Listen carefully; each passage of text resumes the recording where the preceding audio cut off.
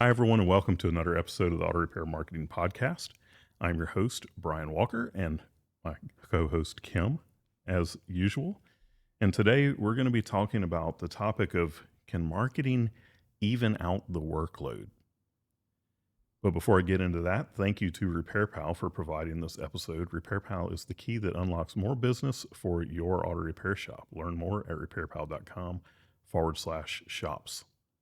So this is something that I hear people say a lot when they're talking about marketing, that they want to even out their workload. Because you have these peaks hmm and valleys, You're and talking they want to about even car it out. count. You're talking Yeah, about spreading out, not having the ups and downs, the ebbs and flows, the peaks and valleys. right. Okay. Yeah, so that is what they want their marketing to do, and I would challenge you. Understandably, though. I would challenge you that marketing can't do that. What do you mean? So marketing is not something that you just do here and there. Marketing is something that you do all of the time. Yep. And there are ebbs and flows in business. There are busy times of the year, there are slower times of the year, and there's nothing that you are going to do that is going to change the fact that there are busy times. Like there are times when people are actively spending money and times when people are holding on to their money. But you're not saying that means that you accept it. You're not saying that. Well, Oh, my February is always slow. no, no, no, no, no. Right. You don't just accept the slow times. hmm What I'm saying though is that marketing is going to raise the peaks and raise the valleys. So you're still going to have peaks and valleys. Yeah. They're just going to be at a higher level. Yeah, I can see And that. and It's that a is what consistent. Keep rowing the boat. that is what people don't understand. So it's not marketing is not something that is going to level things out. It's going to raise the peaks and the valleys. You're talking about levelized billing with our electric company. Like people think, right? Yeah, it doesn't do that. Yeah, yeah. So it can be very hard to market to make a very specific time busy, although we have successfully done it. Yeah. Yeah. You think about the state fair. Yep. Um, when we had our shop in Apex, North Carolina, we were impacted greatly by the state fair. Yeah. So there were things that we were able to do to market to help that slow time. And you can hmm certainly do that. I mean, we Or did. there have been times like, back to school. Lots of Yeah. people are complaining about back to school, and you put a whole campaign together, or like some people take really good, smart advantage of like the car care months and then really put a whole plan in place for that. And I've seen people with tax time really.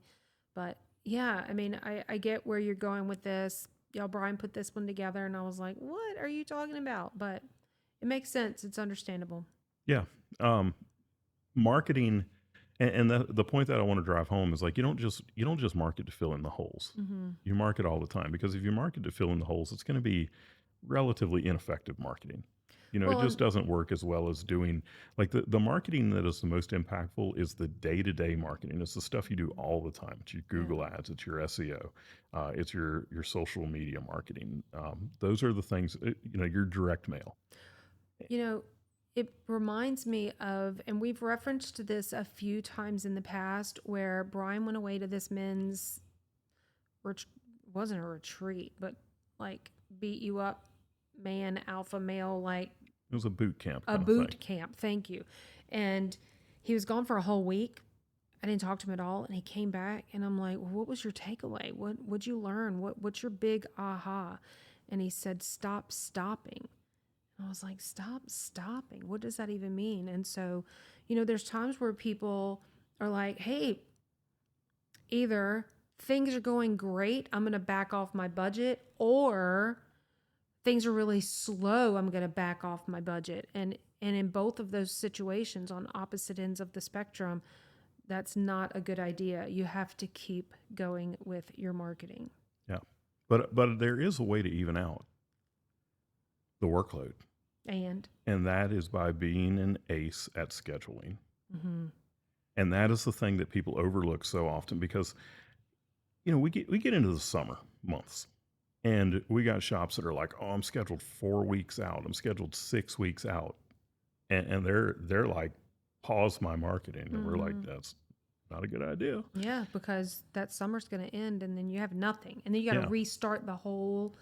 But while you're scheduled 6 weeks out or 4 weeks out, that is when you learn to take your clients who, like, they're your regulars, you know they're going to fix their car. Mm-hmm. And you schedule them for November. Mm-hmm. You know, anything that needs to be done right now, Yep. like if you're doing the whole green, yellow, red thing on your DVI, if it's red, do it now. Yep. The green and yellow, schedule it for what you know is going to be a historically slow time of the year. And I can't believe there are some things that blow my mind that we are still talking about in this industry. You know, at one point I was mentioning how the whole female friendly thing, I'm like, it's 2024. Are we still talking about being good to women when they come in the shop? Like, how are we still talking about that? Scheduling is another thing. And you weren't at the Mars conference that I was just at because, you know, you didn't go and I haven't even told you.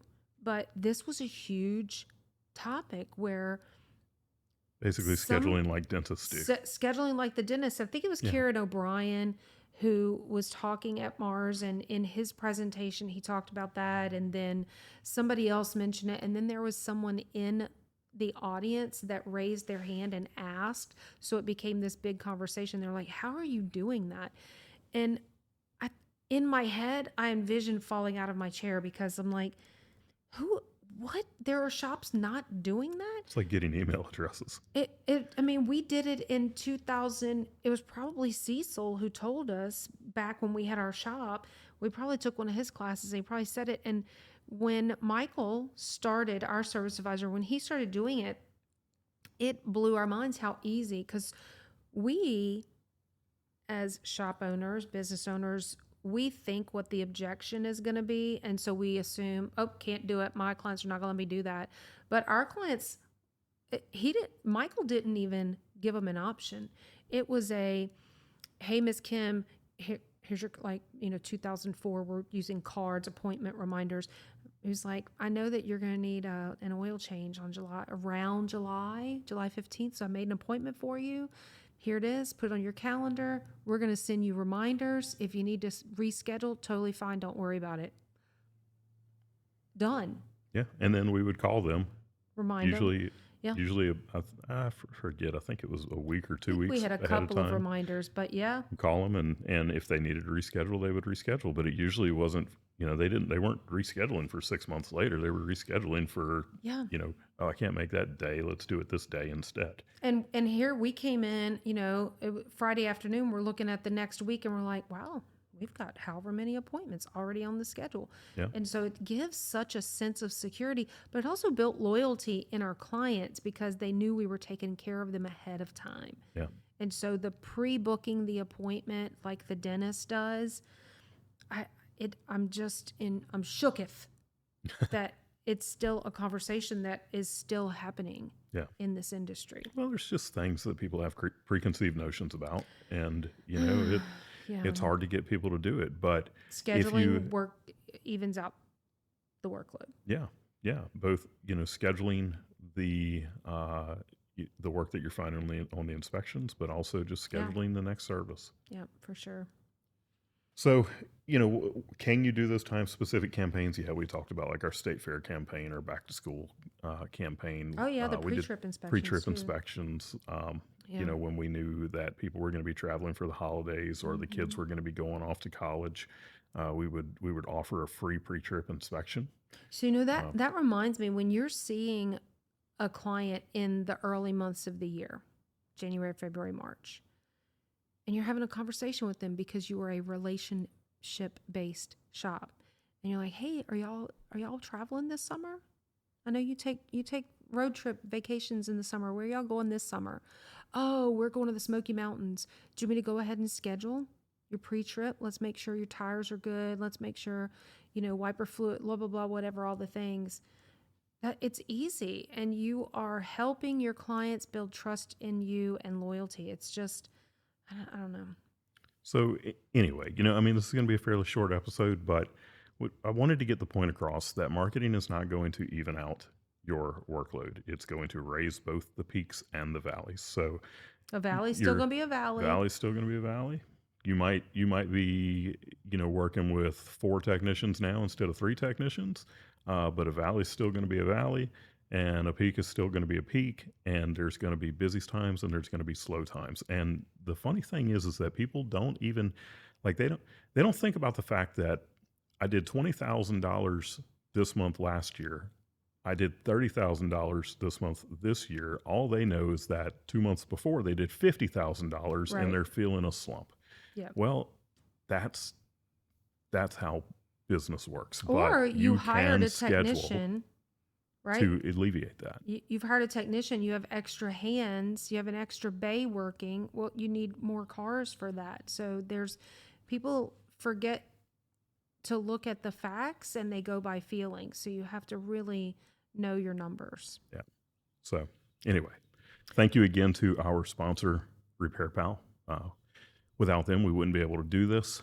We really appreciate you listening in. We are just one of a handful of podcasts on the Aftermarket Radio Network. You can find out more about the others at aftermarketradionetwork.com. Thank you again for listening in. We hope you'll listen in again next week. And until then, go fill those bays.